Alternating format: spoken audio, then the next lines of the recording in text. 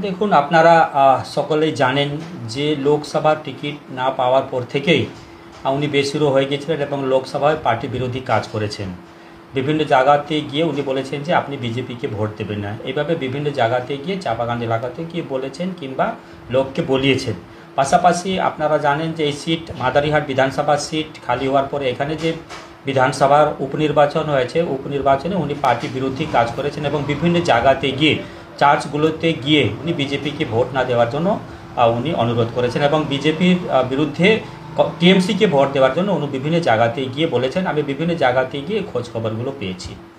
দেখুন 2016 সালে উনি নাগরাকাটা বিধানসভা কেন্দ্র থেকে বিজেপির প্রতীকে উনি প্রার্থী ছিলেন এবং 3rd পজিশন হয়েছিল। সে সময় ওই এলাকাতে ওনার প্রচুর সমর্থক ছিল, তা সত্ত্বেও উনি জিততে পারেনি। সুতরাং বিজেপি ছেড়ে টিএমসিতে গেলে বিজেপির কোনো ক্ষয়ক্ষতি হবে না।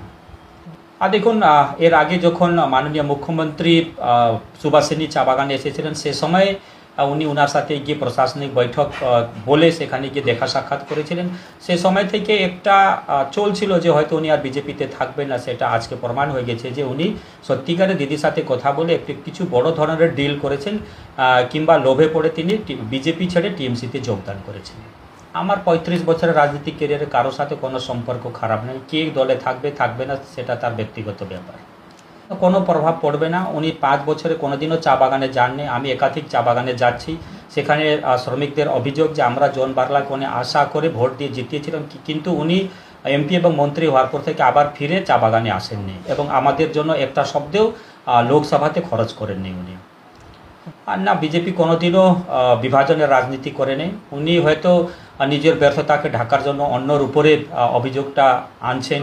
এইখানে যদি আদিবাসীকে ভাগ করার থাকলে আজকে দেশের যে সর্বোচ্চ সাংবিধানিক পদ আছে সেটাতে আজকে একজন আদিবাসী মহিলা আছে। বিজেপি যদি তেমনি জাত ধর্মের কথা বলতো তাহলে এপিজে আব্দুল কালামকে রাষ্ট্রপতি করতো না। তারপরে একজন দলিত পরিবারের যিনি ছিলেন এর আগে রাষ্ট্রপতি, ওনাকে রাষ্ট্রপতি করতেন। এখন সর্বোপরি একজন আদিবাসী মহিলা আজকে আমাদের দেশের সর্বোচ্চ সাংবিধানিক পদে বসে আছেন। এটাই বিজেপি যে প্রমাণ করে দিয়েছে যে বিজেপি শুধু বলে না করে দেখায়, সেটা প্রমাণিত হয়েছে। देखिए वे जब तक मंत्री थे सांसद थे उन्होंने कोई काम नहीं किया। उस समय वही अभियोग करते थे और आरोप लगाते थे कि राज्य सरकार डीएम मुझे काम करने के लिए नहीं दे रहे। आज झंडा बदलते ही उनका सुर बदल गया और अभी भी बोल रहे हैं कि बीजेपी ने मुझको काम करने नहीं दिया गया। तो बीजेपी में रह करके आप मादारीहाट में बता दीजिए, मैं ज़्यादा नहीं, कहाँ पर सांसद कोटा से काम हुआ। मैं 8 साल विधायक था, मैं एक एक अंगुली दिखा करके बता सकता हूँ कि मैंने क्या क्या काम किया। प्रत्येक ग्राम पंचायत में मेरा कोई ना कोई काम है, लेकिन मैं 5 साल तक सांसद और मंत्री रहते हुए भी कोई काम नहीं किया और करने का प्रयास भी नहीं किया। इसलिए उनका जो व्यर्थता है, व्यर्थता को ढकने के लिए आज बीजेपी के ऊपर में, बीजेपी नेतृत्व के ऊपर में, बीजेपी पार्टी के ऊपर में आरोप लगा रहे हैं जो सरासर निराधार है, इसका कोई आधार नहीं है।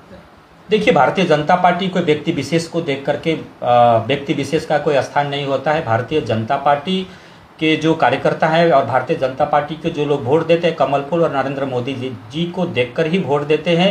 तो 26 में 2 इलेक्शन है, तो इसमें पता चल जाएगा कौन कितना पानी में है।